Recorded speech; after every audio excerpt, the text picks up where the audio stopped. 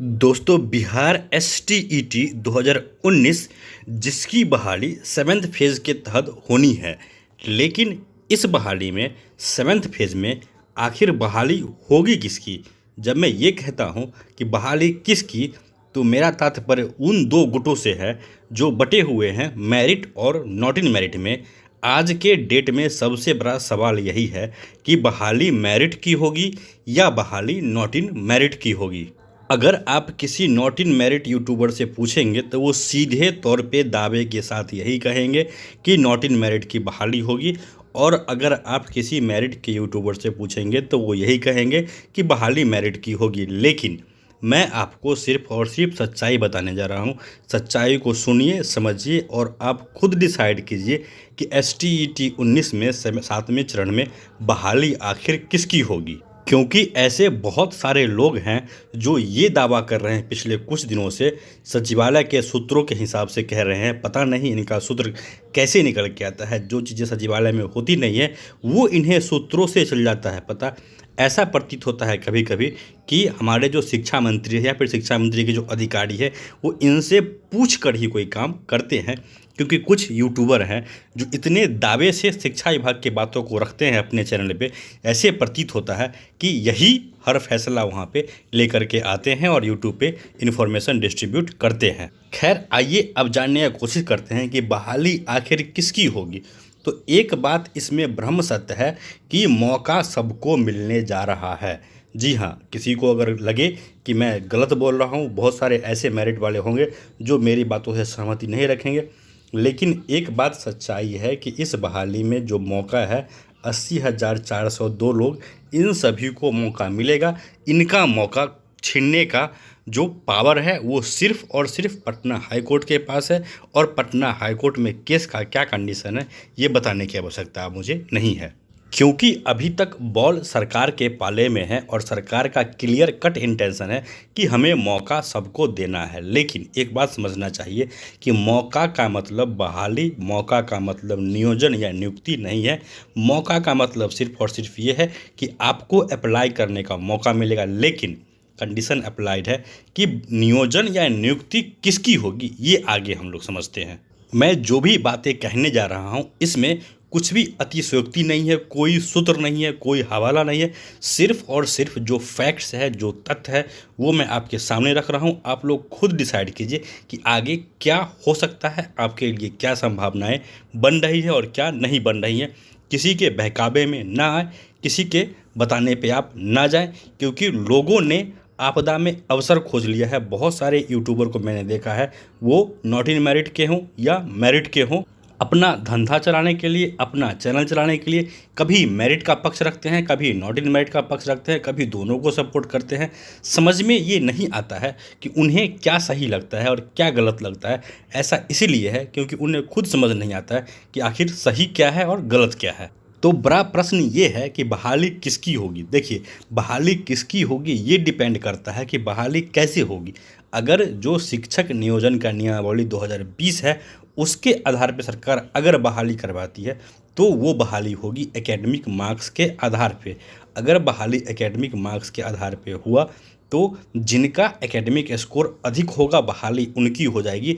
इसमें ये कहना कहीं से भी जायज़ नहीं होगा कि बहाली मेरिट की होगी या बहाली नॉट इन मेरिट की होगी, क्योंकि बहुत सारे मेरिट वाले भी हैं जिनका एकेडमिक स्कोर बहुत अच्छा है, बहुत सारे मेरिट वाले ऐसे हैं जिनका एकेडमिक स्कोर बहुत बुरा है, बहुत सारे नॉट इन मेरिट वाले ऐसे हैं जिनका एकेडमिक स्कोर बहुत अच्छा या बहुत बुरा है।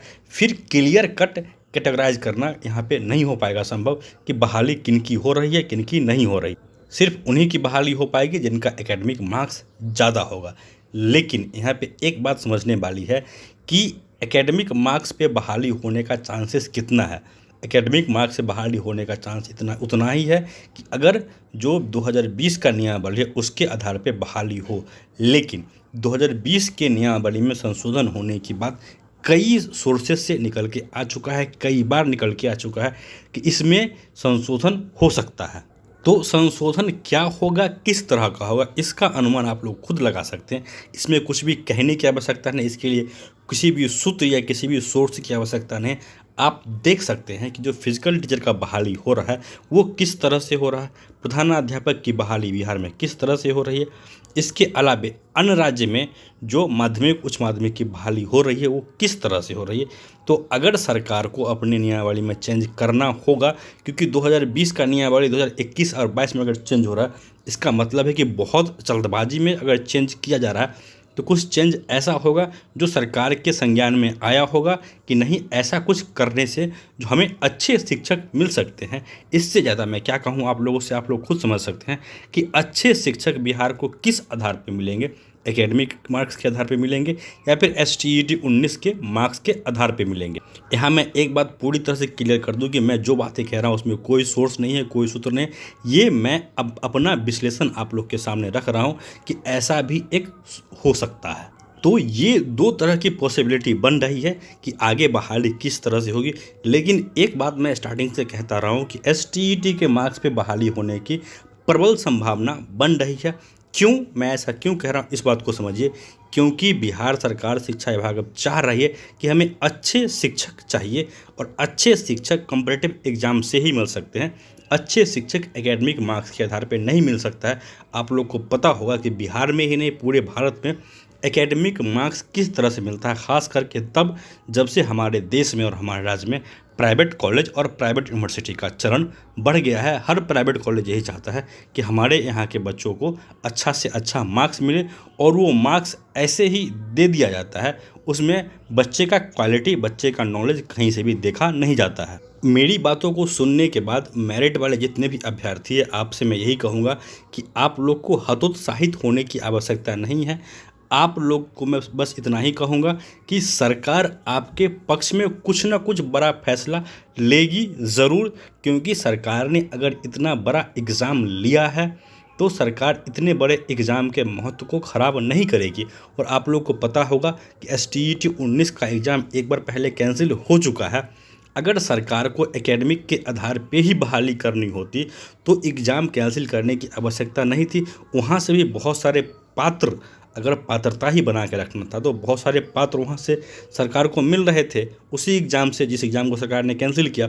फिर इस एग्ज़ाम को पारदर्शी तरीके से ऑनलाइन करके लेने का कोई आवश्यकता था नहीं, करोड़ों रुपया पानी में बहाने का कोई आवश्यकता था नहीं।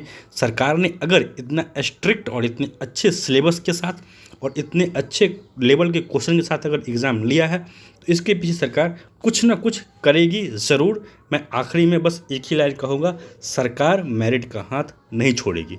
दोस्तों, इस वीडियो में इतना ही।